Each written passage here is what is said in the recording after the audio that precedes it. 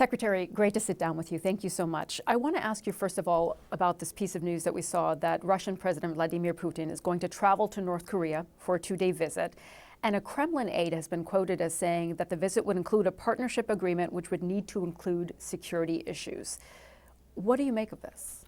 It demonstrates how Russia now is aligning more and more with authoritarian leaders, Iran, Beijing, but also with North Korea. And North Korea has delivered more than 1 million shells for artillery to Russia. So North Korea is helping Russia to conduct a war of aggression against Ukraine.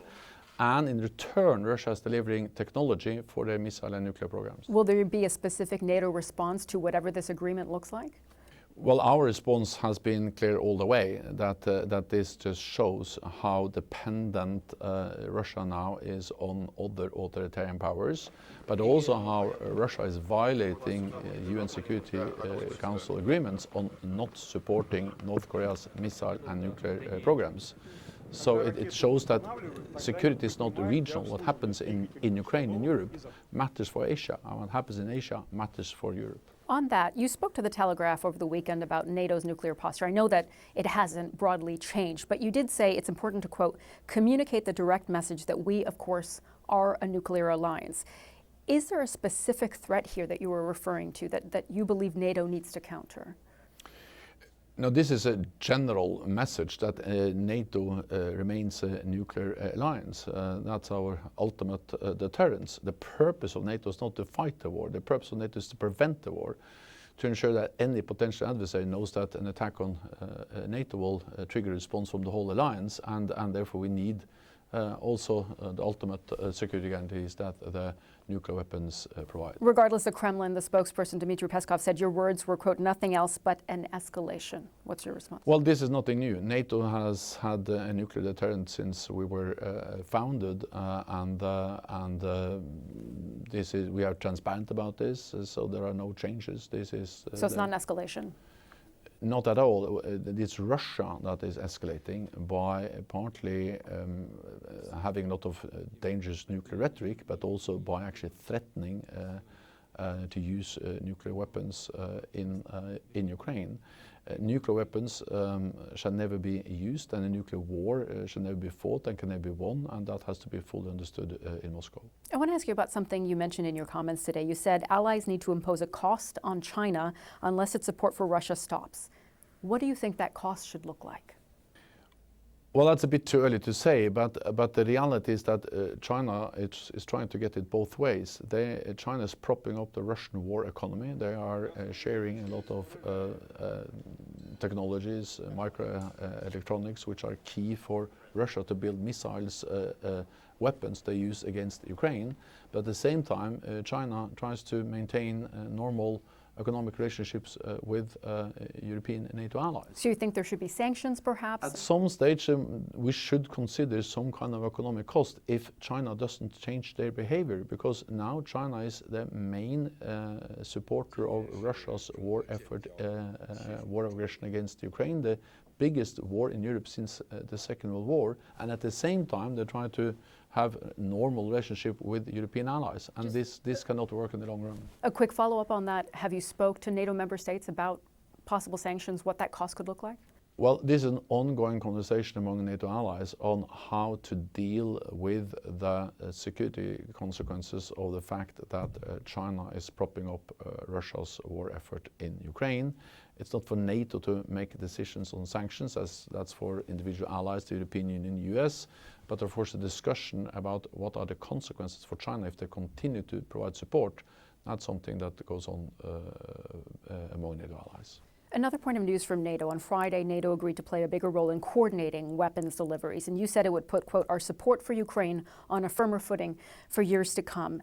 Is this a direct response to concerns about a change in the White House after November? Well, what we have seen is that NATO allies have provided unprecedented support to Ukraine, but at the same time this winter we saw serious delays and gaps in our support, and we need to do whatever we can to ensure that we prevent those kind of gaps in the future, because we know that the stronger our support to Ukraine, the sooner the war can end. because the quicker President Putin will understand that he cannot wait us out. And therefore I hope that allies can agree a more long-term pledge, support to Ukraine, and also to give NATO a stronger role in providing that support. But Donald Trump, the former president, doesn't agree. And he said over the weekend that the scale of U.S. support for Ukraine is too much. And he called President Zelensky the greatest salesman of all time. And he said, quote, he just left 4 days ago with $60 billion. And he gets home and he announces that he needs another $60 billion. It never ends. Do you have a response to that?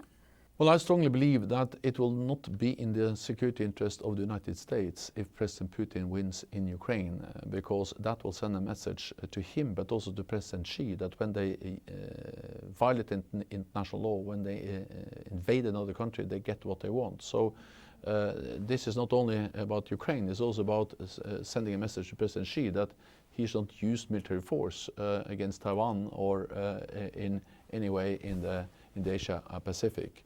So therefore it is in the US security interest to ensure that Ukraine prevails. We have to remember that European allies are really matching what the US is doing. It's not the US doing this alone. European allies are providing as much military support to Ukraine as the United States. You also said in your remarks today that NATO will continue to bring Ukraine closer to membership, so when the time is right, it can join without delay. Is there any indication of when that time would be? Because Ukraine is interested, obviously, in joining the alliance as soon as possible. I'm not able to say when that decision will be taken, because to be invited to NATO, we need not the majority of NATO allies to agree, but we need all allies, we need consensus. But in the meantime, we are building a bridge. We are moving Ukraine closer to membership, not least by providing them military support to ensure that they have the NATO standards, the NATO doctrines, and are more and more what we call interoperable with NATO. So when the time is right, we can make Ukraine a member of the alliance straight away. Looking ahead to the summit that will be held here in Washington in July, what are you hoping will be reached at this summit? That we are sending a very clear message to Moscow that we are supporting Ukraine for long haul, and also that we agree a long-term pledge support, but also a stronger NATO role in providing this support, because that will help to convince Moscow that they have to sit down and agree a just, peaceful solution to this war that ensures that Ukraine can continue as a sovereign independent nation in Europe. Moscow has given no indication it's willing to sit down or even interested in that.